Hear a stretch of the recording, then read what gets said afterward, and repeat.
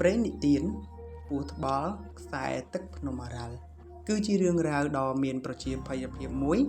បែបជំនឿខ្មែរបង្កប់ដោយអត្ថកម្បាំងភាពស្មោះត្រង់និងតថភាពធម្មជាតិដ៏អស្ចារ្យនៃទឹកដីភ្នំអរ៉ាល់ដែលជាភ្នំខ្ពស់ជាងគេនៅប្រទេសកម្ពុជាដើម្បីឲ្យអស់លោកអ្នកទទួលបានអារម្មណ៍ដូចកំពុងអង្គុយស្ដាប់ចាស់ទុំនិទានក្នុងរាត្រីខែភ្លឺខ្ញុំសូមនិទានរឿងនេះជាកថាខណ្ឌវែងលំអិតនិងទាក់ទាញដូចតទៅ1អត្ថកម្បាំងព្រៃជ្រៅនិងប្រភពនៃពូថ្បល់កាលពីយូរលង់ណាស់មកហើយ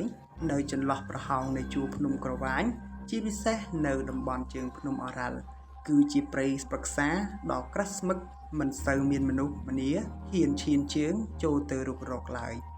ទីនោះសម្បូរទៅដោយមន្តអាគមអូមអាមសត្វសាហាវប្លែកៗនិងវត្ថុស័ក្តិសិទ្ធិថែរក្សាព្រៃភ្នំ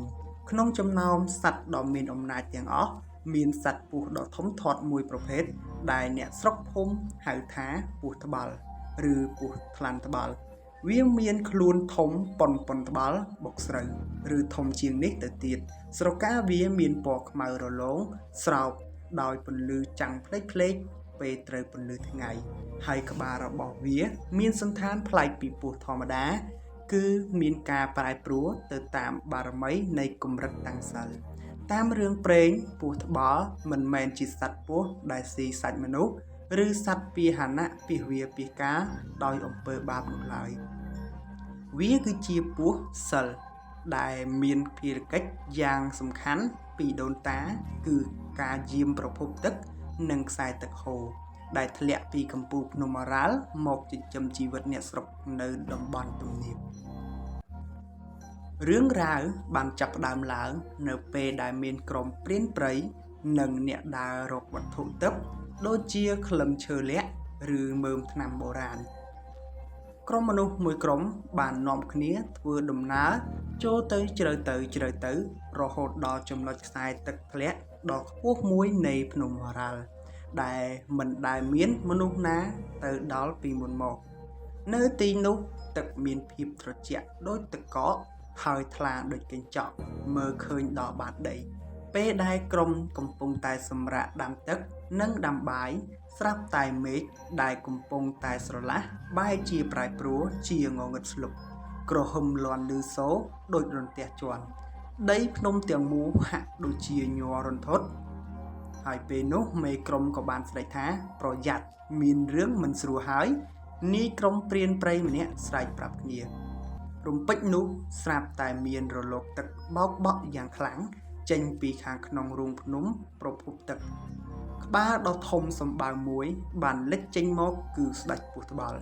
ខ្លួនរបស់វាវែងអន្លាយលាតសន្ធឹងកាត់ទៅទិងខ្សែទឹកបង្កើតបានជាទំនប់ទឹកដ៏ធំភ្នែករបស់វាធំដូចចានចង្កឹះ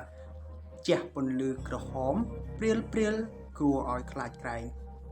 ប៉ុន្តែពស់ត្បាល់នោះមិនបានដេញខាំឬលេបត្របាក់ក្រុមមនុស្សទាំងនោះឡើយវាគ្រាន់តែសម្លឹងមើលមុខ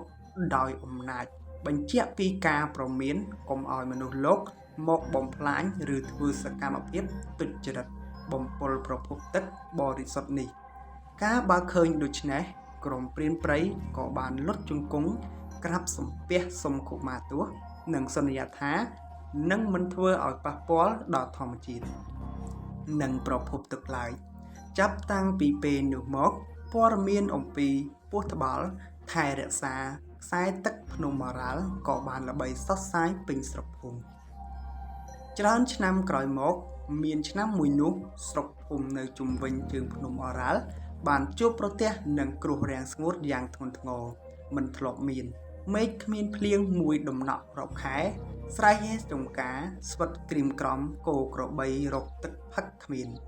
រហូតដល់អ្នកភូមិខ្លះត្រូវបង្ខំចិត្តជំលះខ្លួនចេញខ្សែទឹកដែលធ្លាប់តែហូរធ្លាក់ពីលើភ្នំអរ៉ាល់ក៏ចាប់ផ្ដើមរីងស្ងួតហួតហែងគួរឲ្យអាសូរដោយក្តីអស់សង្ឃឹមអ្នកស្រុកនាំគ្នាធ្វើពិធីបួងសួងសុំទឹកភ្លៀងនិងសុំអង្វរដល់បារមីភ្នំអរ៉ាល់ជាពិសេសគឺសុំការសង្គ្រោះពីពស់ត្បាល់ខ្សែទឹកយោងតាមជំនឿស្ដេចពស់ត្បាល់ដែលកំពុងតាំងសិលក្នុងរូងភ្នំបានឮសម្រែកយំទួញអង្វររបស់អ្នកស្រុក ដោយក្តីមេត្តាករុណា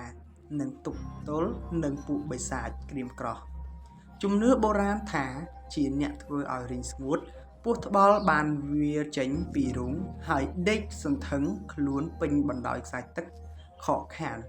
វាក៏បានប្រើប្រាស់កម្លាំងធាតុនិងបារមីសិលរបស់វាបឺតស្រូបយកសំណើមពីពពកខ្ពស់និងបើកផ្លូវទឹកដែលកកស្ទះដោយដុំថ្មធំៗនៅកំពូលភ្នំ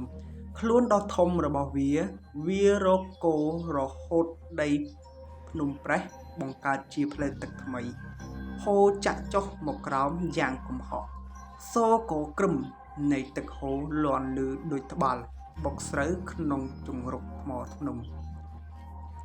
អ្នកភូមិបានឃើញទឹកធ្លាក់មកវិញយ៉ាងគំហកក៏នាំគ្នាស្រែកអស្រែកហូកញ្ជ្រៀវប៉ុន្តែការបើកផ្លូវទឹកនិងប្រយុទ្ធប្រឆាំងនឹងគ្រោះធម្មជាតិធ្វើឲ្យពស់ត្បាល់អស់កម្លាំងធាតុយ៉ាងខ្លាំង